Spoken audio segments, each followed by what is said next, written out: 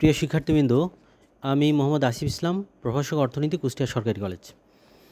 আমি তোমাদের দেখাবো কিভাবে তোমরা ঘরে বসে বার্ষিক পরীক্ষার ফিস প্রদান করতে পারবা এবং অ্যাডমিট কার্ড নিজেই ডাউনলোড করতে পারবা এবং মানি রিসিপ্টটাও ডাউনলোড করতে পারবা এবং কিভাবে তোমাদের পরীক্ষার সিট প্ল্যানটা দেখতে পারবা। তো শুরু করা যাক। প্রথমে ফিস প্রদানের জন্য তোমরা বিকাশ, নগদ এবং রকেটে ঢুকতে দিয়ে পেমেন্ট করতে পারবা। এখানে তোমাদের ফিস হচ্ছে 280 টাকা 7 পত্রের জন্য, 40 টাকা গুণ 7, 4 7টা 28, আর প্রত্যেকটা প্র্যাকটিক্যালের জন্য 25 টাকা করে যোগ হবে। তার মানে একজন হিউম্যানিটিসের থেকে, আর্টস থেকে যদি তার শুধু আইসিটি বাদে আর কোনো প্র্যাকটিক্যাল না থাকে তাহলে 280 টাকা, আর আইসিটি প্র্যাকটিক্যালের জন্য 25 টাকা, তার মানে 305 টাকা দেওয়া লাগবে। যদি তার ভূগোল থাকে তাহলে 305-এর সাথে যোগ হবে আরও 25 টাকা, তার মানে 330 টাকা যোগ হবে। তাহলে শুরু করা যাক কীভাবে দিতে হবে।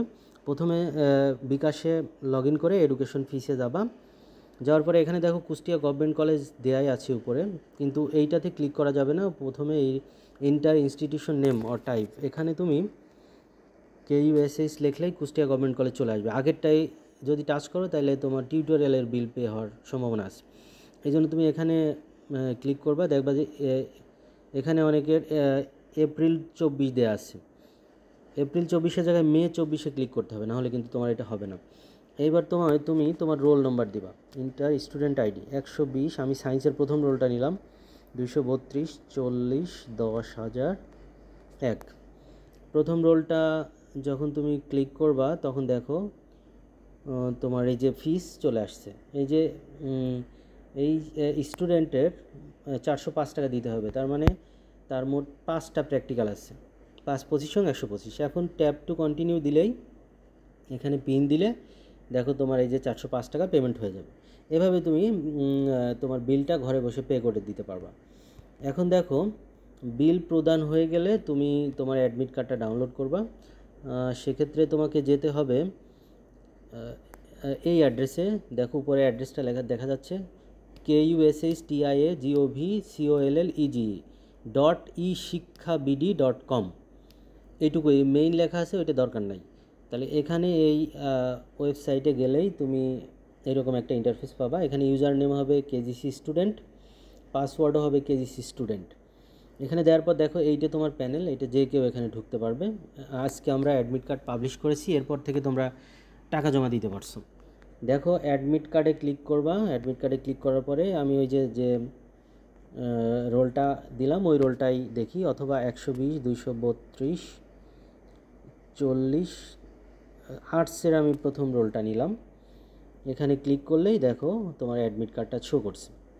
তো এখানে অ্যাডমিট কার্ড শো করার পরে এখানে আমি দেখাবো যে তোমার সিট প্ল্যানটা তুমি কিভাবে দেখবা।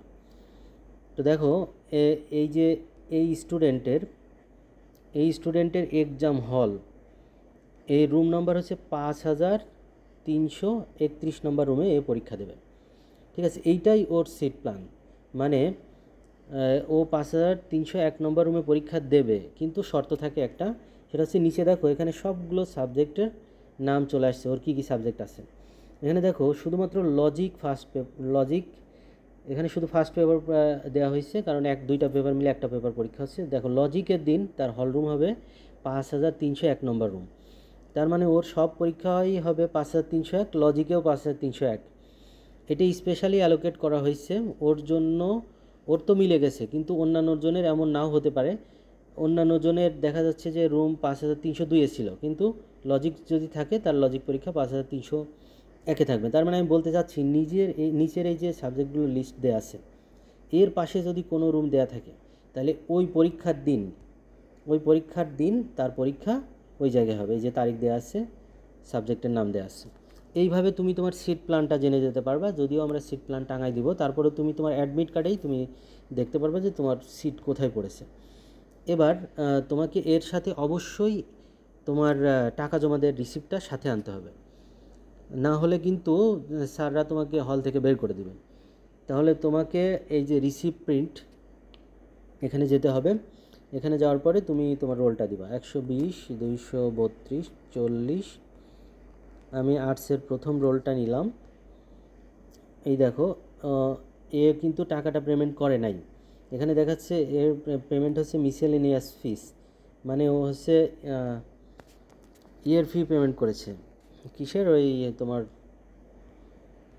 হচ্ছে টিউটোরিয়ালের ফিস পেমেন্ট করেছিল, কিন্তু এই যে এই বার্ষিক পরীক্ষার ফিস এখনও পেমেন্ট করে নাই। দেখা যাচ্ছে যে আর্টসের বেশিরভাগ ছাত্রছাত্রী পেমেন্ট করে নাই এখনও।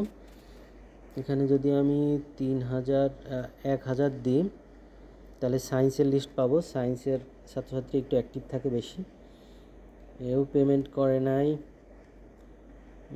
যদি আমি এখানে 10 দিই, আচ্ছা হলো, এখানে আমি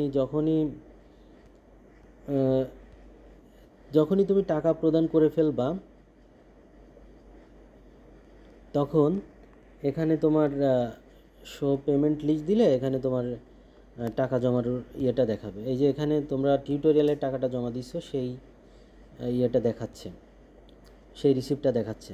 কিন্তু এখানে দেখো মিসেলেনিয়াস ফি, কিন্তু বার্ষিক পরীক্ষার টাকা জমা দেওয়ার পর তোমার অ্যামাউন্ট এবং এখানে ফি হবে ইয়ার ফাইনাল এক্সাম লেখা থাকবে। তাহলে এইভাবে তুমি টাকা জমা দেওয়ার রিসিপ্টটাও পেমেন্ট করবা, রিসিপ্টটা এবং অ্যাডমিট কার্ড দুইটাই প্রিন্ট করে সাথে আনতে হবে, না হলে কিন্তু তুমি পরীক্ষার হলে বসতে পারবে না। কারণ অ্যাডমিট কার্ড কিন্তু টাকা না জমা দিলেও সে প্রিন্ট করতে পারবে, সুতরাং সে যে ফিস প্রদান করেছে তার প্রমাণপত্র তার সাথে আনতে হবে। ওকে, তাহলে এই পর্যন্তই। আর কোনো জিজ্ঞাসা থাকলে তোমরা কমেন্টে জানালে আমি সেটার উত্তর দেবো।